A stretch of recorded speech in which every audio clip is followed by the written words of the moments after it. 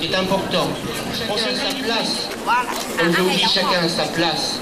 S'il est parti de Chine ou d'ailleurs, c'est qu'il a sûrement des bonnes raisons. Et il lui faut une terre pour vivre. Car chacun a le droit au bonheur. On a toujours milité pour ça. Aujourd'hui, un petit peu de bonheur qu'on vous offre grâce au concours des deux mairies, voilà, qui se sont unis. C'est jamais évident, parce que chacun a son planning, chacun a ses contrats, beaucoup de calendriers à gérer, voilà. Et je voulais remercier Frédéric Calandra, la première, la maire du 20e arrondissement, qui nous a apporté plus que son concours, plus que son soutien depuis 2 ans. Je vais remercier Roger Madec, qui a su aussi, par le biais de Frédéric et bien d'autres, être là, et toujours être là, et qui prend froid à nos côtés aujourd'hui. Voilà. Je voulais remercier nos parlementaires, amis, qui sont là aussi, entre autres Daniel. Voilà. Je voulais remercier également tous les adjoints, tous les élus. Vous me permettrez de ne pas les citer. Ils sont tous dans l'équipe municipale. Je vais passer immédiatement la parole à Frédéric Calandra, qui va après inaugurer le début, lancer le carnaval de Paris, de chez elle, de sa bonne mairie d'arrondissement.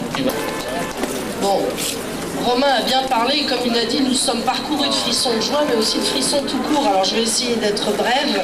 J'espère que mes collègues maires d'arrondissement auront à cœur aussi de nous donner quelques petites subventions pour que le carnaval soit encore plus beau l'année prochaine. Enfin, le carnaval chinois, le nouvel an chinois. Les associations elles-mêmes et les commerçants de Belleville. Et d'ailleurs, il n'y a pas que des commerçants de la communauté chinoise qui ont participé. Le nouvel an chinois est aujourd'hui entré totalement dans les mœurs parisiennes, étrangères, une parmi d'autres à Belleville, la plus récente, qui sait garder le lien avec ses traditions d'origine tout en s'enracinant parfaitement dans la réalité française.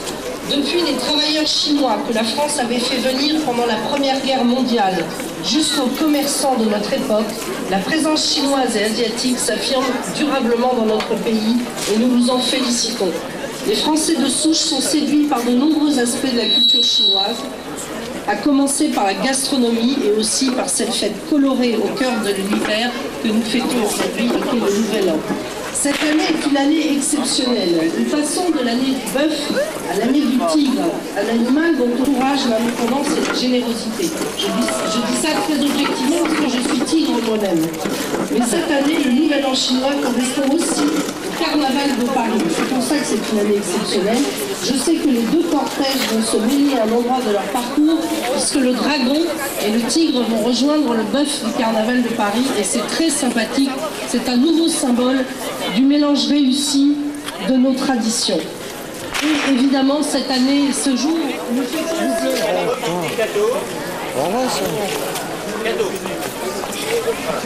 maintenant, tout en symbolique, etc., il y a les représentants de la communauté chinoise qui vont remettre à Madame Francine Vincenda, représentant Madame Frédéric Calandra.